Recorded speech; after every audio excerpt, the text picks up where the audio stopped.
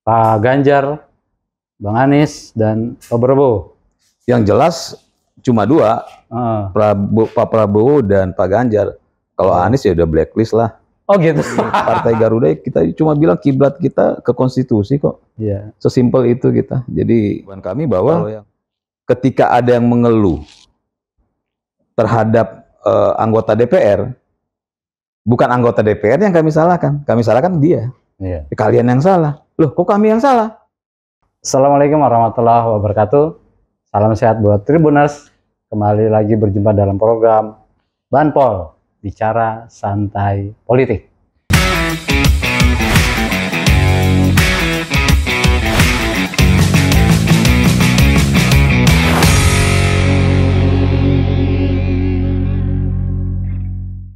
Kali ini kita bersama Wakil Ketua Umum DPP Partai Garuda, Bang Teddy Gusnaidi. Sehat Bang? Sehat, alhamdulillah. Alhamdulillah. Bang Teddy ini sudah berkiprah banyak di dunia politik ya, makanya diangkat jadi Wakil Ketua Umum ya. Tribuners, saat ini sudah menjadi rahasia umum bahwa ada 3 calon yang maju.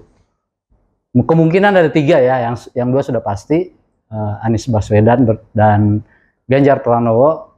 Nah, mereka sudah berkeliling bersilaturahmi. Nah, kita tanyakan, Bang, sejauh ini sudah dilirikkah Partai Garuda oleh para calon kandidat ini? Ya sudah pasti ya, sebagai partai peserta pemilu ya jelas, dan kami juga sudah bicara di DPP. Kita sudah diskusi dengan beberapa ini, mana yang terbaik yang mesti kita ambil untuk memilih nanti. Sudah sih. Dari semuanya, dari Pak Ganjar, Bang Anies, dan Pak Prabowo. Yang jelas cuma 2, Pak Prabowo dan Pak Ganjar. Kalau Anies ya udah blacklist lah. Oh gitu. Gila nih. Kenapa bisa di blacklist gitu? Ya? Kenapa bisa sampai di blacklist gitu? Ya, sudah banyak ya saya sampaikan di beberapa wawancara. Jadi mungkin coba dicek aja di beberapa wawancara saya. Kalau saya ulangin lagi kan pengulangan terus gitu kan. Sedikit mungkin disampaikan. Ya, artinya apa yang disampaikan beliau itu tidak sesuai dengan apa yang dia kerjakan, itu aja sih. Oh, intinya itu ya. Iya. Tidak sesuai dengan real. Ya, jadi secara rekam jejak kita anggap minus lah. Oke. Terus begitulah komentar Bang Teddy, kenapa Partai Garuda memblacklist calon Presiden Anies Baswedan. Bang, dari kedua calon ini kira-kira yang mana nih kira-kira nanti akan dipilih Partai Garuda? Ya sama-sama orang hebat ya dua ini. Ya. Jadi yang pasti dalam waktu dekat ya, Partai Garuda nanti akan mendeklarasikan. Tunggu tanggal mainnya. Wih, kasih clue dong. Laki-laki. Dua-duanya kan laki-laki. Kan ada warnanya tuh, ada kalau enggak yang putih, yang agak hitam gitu lah. Kalau udah kasih clue, nanti pas deklarasi udah nggak asik kan? Oh gitu ya. Udah nggak ada nilai jualnya kita. Apa yang membuat Partai Garuda memilih salah satu itu? Ya, pertama ya selain memang setiap partai politik peserta pemilu ya memang sudah kewajibannya ya. Sudah kewajiban untuk memilih mengusung, dan kedua ya tentu kita kan punya juga yang namanya partai politik itu kan pasti punya visi ya, punya keinginan. Ya kita melihat mana keinginan dan gambaran yang sesuai dengan apa yang kita inginkan, lebih dekat kemana, ya itu yang kita sasar. Apa yang membuat mungkin irisannya apa itu yang sama? Ya irisannya sih standar ya. Artinya kalau kita kan Partai Garuda, saya sering ditanya apa sih ini Partai Garuda, kita cuma bilang kiblat kita ke konstitusi kok. Sesimpel itu kita. Jadi kalau yang lain bicara mengawang-awang, kita mah simple. Kalau melihat logo partai kan, Partai Gerindra itu Garuda, Partai Garuda juga burung Garuda kayaknya. Apa itu sebuah kesamaan atau bagaimana? Sama kayak Pancasila kan? Oh gitu ya. Susah juga dikoreknya nih. Mungkin apakah kalau bicara nasionalis kan dua-duanya nasionalis. Iya. Kalau bicara track record, yang satu belum pernah berada di kabinet, tapi yang satu sudah berada di kabinet dan mungkin mengetahui apa sih yang dibutuhkan bangsa ini gitu. Kira-kira yang menurut Abang yang mana nih Partai Garuda? Ya kan mau di kabinet nggak di kabinet itu kan sama aja ya.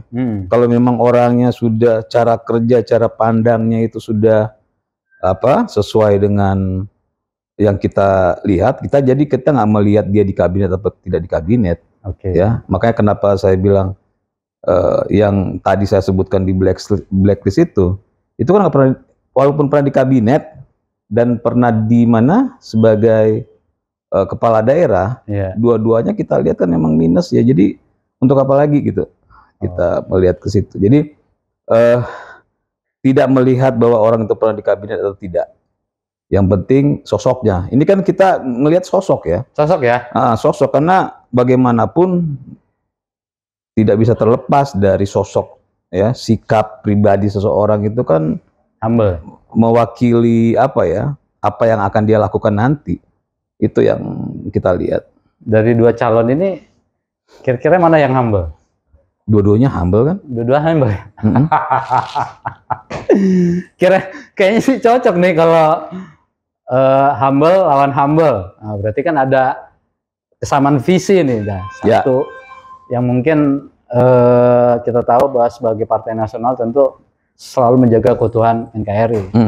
Yang kedua tentu udah pasti ingin mensejahterakan rakyatnya. Seperti itu bukan?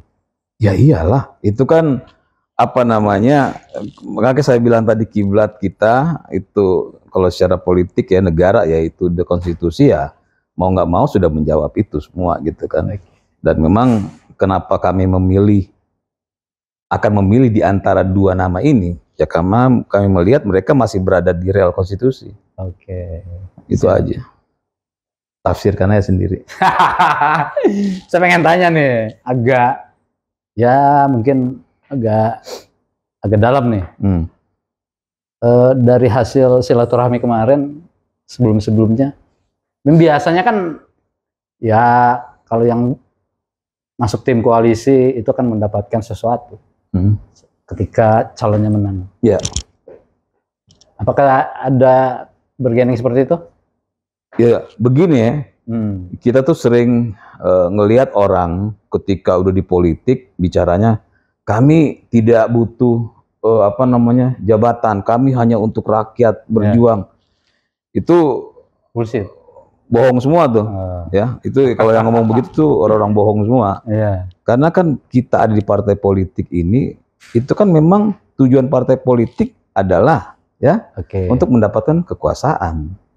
Artinya kalau sampai ada yang bicara begitu, ya jangan masuk partai politik, ya dia masuk aja di lembaga sosial kan? Nah, gitu. Jadi banyak yang salah kaprah ketika ya supaya dilihat keren lah, supaya dilihat tulus oleh masyarakat gitu kan, sehingga pakai bahasa bunga yang sudah pasti saya pastikan tuh mereka bohong semua tuh orang-orang gitu.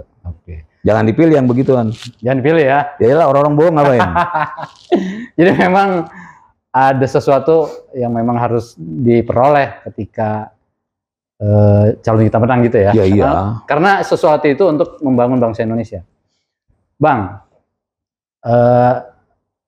Garuda sebagai partai baru ya. Nah, untuk memenangkan salah satu calon itu apa yang akan dilakukan Partai Garuda? Garuda sih nggak baru-baru amat. Ya, Garuda itu 2019 sudah ikut konsultasi juga gitu kan. Jadi ini udah periode kedua kita. Jadi kalau ditanya apa tadi? Strategi apa yang akan dilakukan Garuda untuk memenangkan salah satu calon itu? Ya, itu yang saya bilang. Kalau strategi, kalau saya ungkapkan bukan jadi strategi.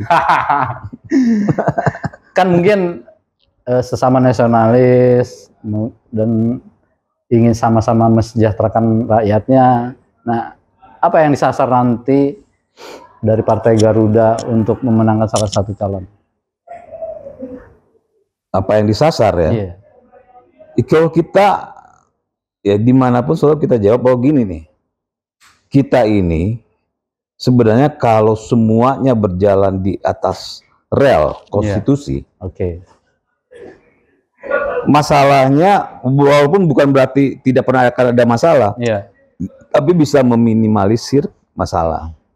Yang sekarang ini kan jika kita lihat ya berbagai permasalahan-permasalahan yang terjadi itu karena memang ada hal-hal yang terjadi pembiaran terhadap konstitusi itu sendiri. Misalnya gitu kan, ada ibadah gitu ya, misalnya orang beribadah itu ada pelarangan orang ibadah, rumah ibadah. Secara konstitusi kan udah jelas nggak bisa gitu, nggak boleh kan? Itu dilarang keras itu. Itu bisa akhirnya apa namanya terjadi seperti pembiaran, itu yang membuat orang-orang seperti itu tumbuh dan berkembang. Ya. Coba kalau kita apa namanya manut gitu dengan konstitusi, selesai orang-orang itu gitu kan. Ketika orang-orang itu dieksekusi secara hukum, maka nggak akan ada lagi orang yang akan berani untuk melakukan itu. Ini kan karena boleh nih, nggak ada hukumnya gitu misalnya gitu kan, maka mereka akhirnya tumbuh. Nah, jadi kita mau melihat calon-calon presiden itu ya yang punya komitmen untuk itu nggak dengan kita. Itu salah satu gambaran kita berdiskusi juga di DPP mana dari dua nasionalis ini yang berani, yang punya nyali, ya kan? Artinya nggak, kalau cuma nasionalis tahu nggak punya nyali ngapain gitu? Ya ini kan pekerjaan besar presiden ke depan adalah mengembalikan lagi ya Indonesia ke jalur yang sesuai dengan konstitusi. Mengembalikan lagi, itu aja.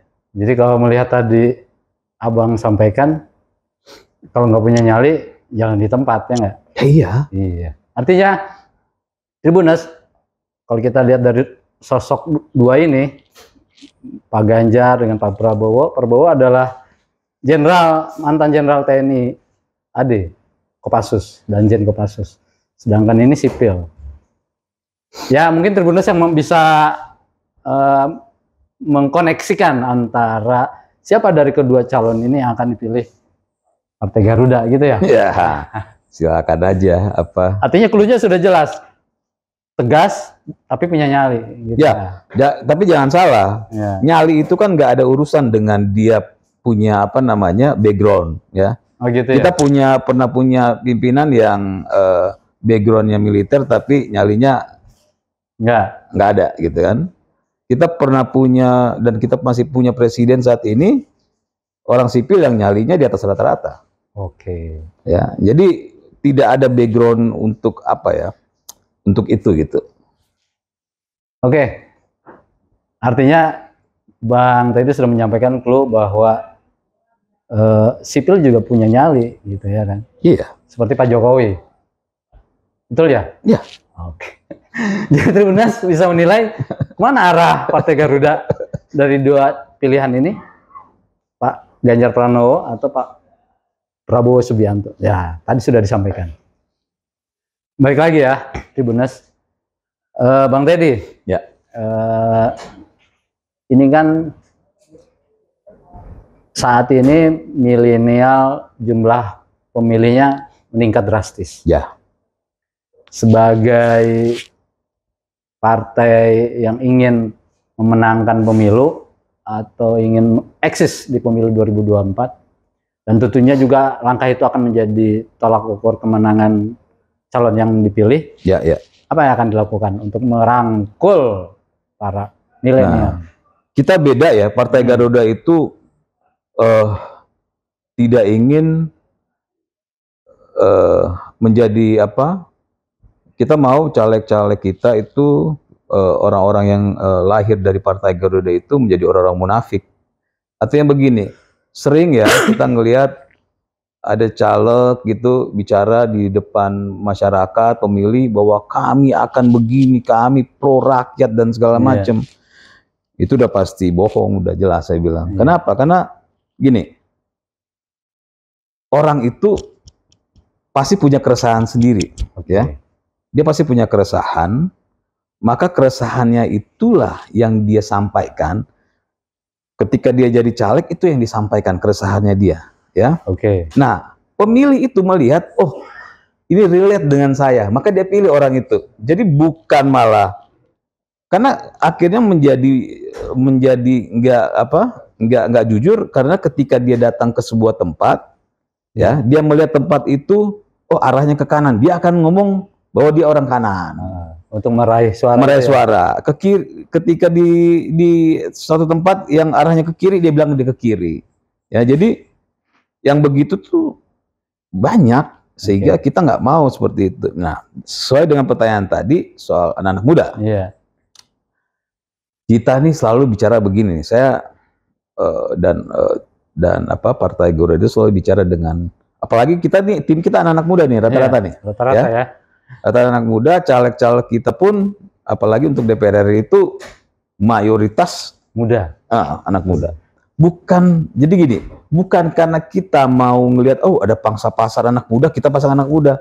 Itu nggak jujur saya bilang. Ya. Jadi kita itu sebenarnya begini nih. Anak-anak muda itu kan, saya selalu bilang begini, menganalogikan aja lah saya bilang, coba kalian lihatlah band besar, ya kita bicara The Beatles atau apa dalam negeri. Kalau kita dalam negeri kita bicara Slank, Dewa 19, Sheila on 7 dan segala macam. Itu mereka menciptakan lagu-lagu hebat ketika mereka masih muda. Muda. Oh iya, muda.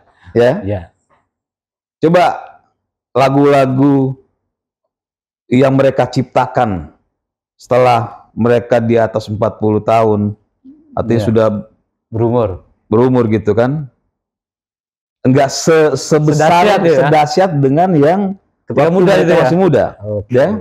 Dan ini band ini bukan cuma band di lokal, luar negeri. Coba sebutin Metallica, Guns N' Roses, ya. Mereka menciptakan masterpiece itu di saat mereka masih muda. Begitu pun dengan Led Zeppelin, Led Zeppelin dan segala macam. Nah, kalau kita bicara yang paling normal aja di Indonesia, misalnya Slank, yang dinyanyikan lagu-lagu ketika si Bim dan Kakak masih pada muda. Iya kan? Kalau kita lihat di tongkrongan, orang lagi nongkrong gitu, nyanyiin lagu-lagu yang memang ketika diciptakan mereka masih muda. Nah, makanya saya bilang, anak-anak kita ini, anak-anak muda kita ini banyak yang, ya, mohon maaf, ada yang generasi tua tuh merasa mereka lebih hebat, ya. Mereka nganggap, lu masih anak kecil ngapain gitu kan, anak kemarin sore. Padahal nggak begitu, karena disitulah mereka itu masih bebas berpikir, masih fresh, banyak idenya masih banyak gitu kan. Nah, jadi kreativitas tinggi. Betul. Jadi kita itu memilih caleg anak-anak muda itu bukan karena ingin meraih, ya, tapi karena memang kita pikir ya mereka ini fresh gitu. Jadi artinya pemikirannya masih bisa. Ide-ide pemikirannya yang baru, yang inovatif, sehingga bisa memajukan.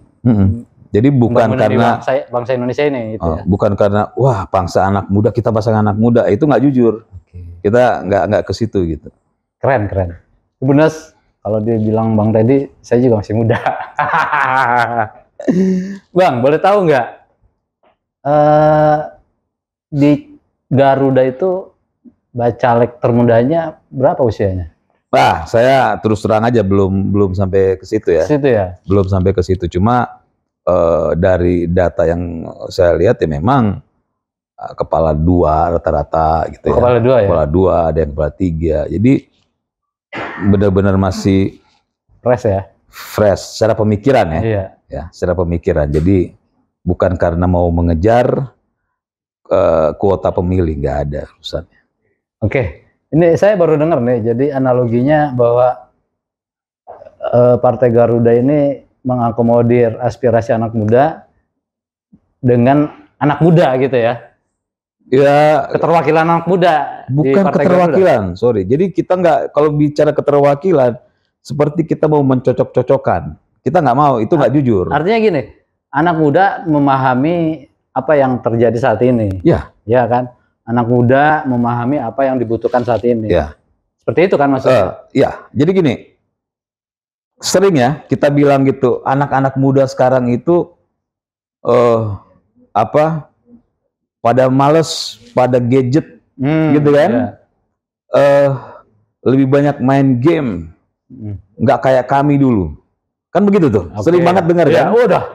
Sering banget dengar, kami dulu begini-begini. Saya bilang begini, saya bilang, mohon maaf, kalau zaman dulu kalian sudah ada gadget, sama, mungkin kalian lebih gila daripada anak muda sekarang. Anak muda sekarang. Kalau zaman Soekarno, ya, itu sudah ada gadget, belum tentu saya bilang Pak Karno itu jadi presiden. Tuh. Karena memang setiap zaman memang menciptakan suasana yang akan berbeda-beda. Tantangannya pun berbeda. Betul. Ya, makanya saya bilang, kalau mau bicara tantangan, mungkin generasi muda saat ini lebih berat tantangannya ya. Kenapa saya bilang? Karena mereka itu ketika hidup, lahir, berkembang sudah dengan berbagai fasilitas, ya, teknologi yang mereka akan harus memilih mana. Kalau kita kan dulu ya mau nggak mau, bisa mau nggak mau harus keluar rumah, harus nongkrong, karena memang nggak ada apa-apa. Ya, bukan karena kita hebat, saya bilang. Nah, anak-anak muda sekarang belum lagi persaingan yang sangat begitu besar, maka tantangan mereka lebih besar. Jadi kita menghargai anak muda itu bukan karena kuota, tapi karena memang kita menganggap, ya itu seperti yang saya analogikan tadi, bahwa menciptakan masterpiece dalam musik pun pada saat itu saat mereka masih pada muda. Tribuners, jadi clue yang disampaikan bahwa pemikiran di saat muda bisa melegenda hingga akhir nanti gitu ya. Nah, bicara anak muda, Abang yakin nggak kalau anak muda yang masuk di Partai Garuda itu akan lolos ke Senayan dan duduk di dewan-dewan di daerah? Kalau nggak yakin, nggak mungkin kita mau mencalonkan mereka, kan artinya gini, kita mau mengarah ke mereka itu karena kita sudah bicara, sudah berdiskusi, sudah melihat sampai yang tadi yang saya sampaikan, bahwa mereka nanti pun kalau kampanye itu bukan seperti kampanye standar bahwa kami berjuang untuk rakyat, nggak begitu lagi anak-anak muda sekarang gitu, atau kami bersama rakyat, kami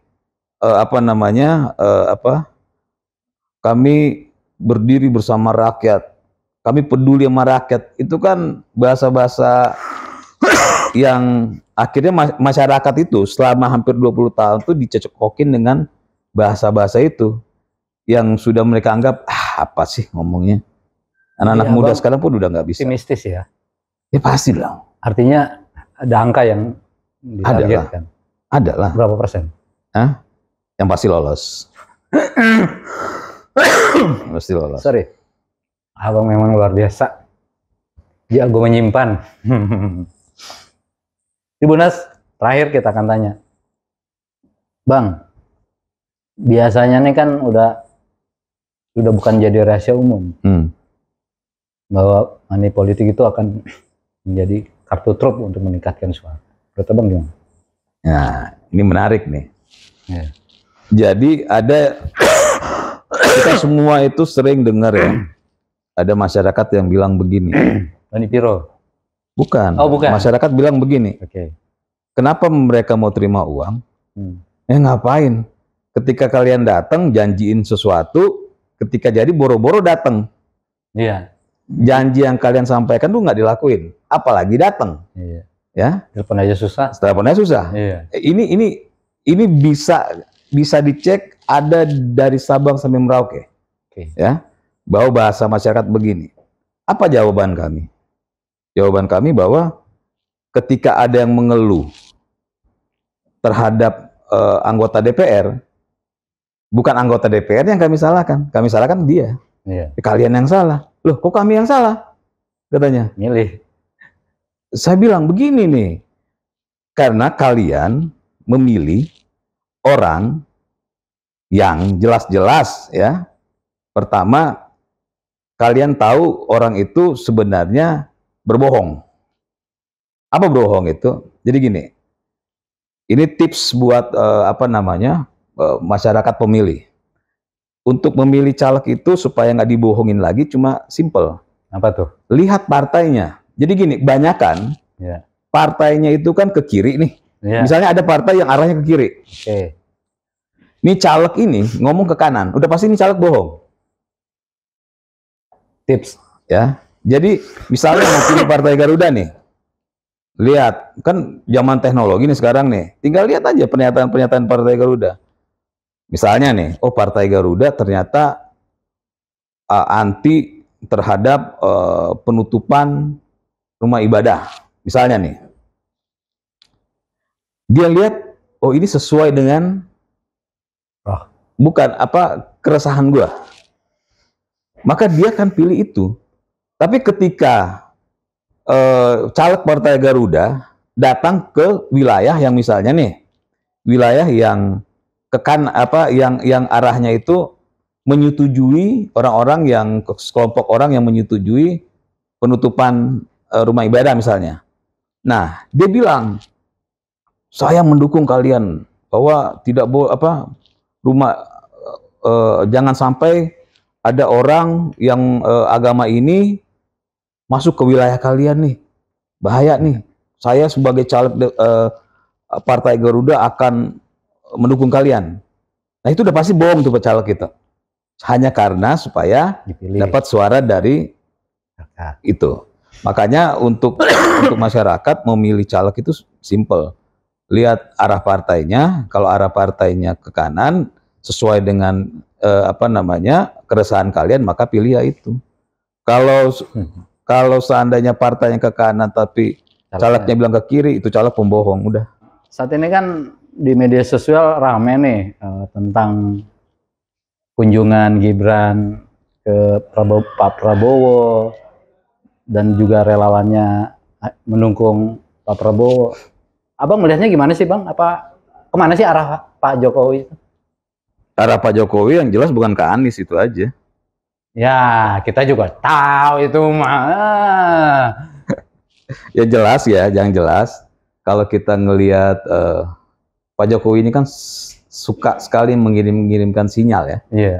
Ya, jadi ya ini cuma pandangan saya aja bahwa Pak Jokowi sendiri pun memang kalau secara kepartaian mau tidak mau dia harus hadir. Ya, hadir. Saya bilang hadir nih ya.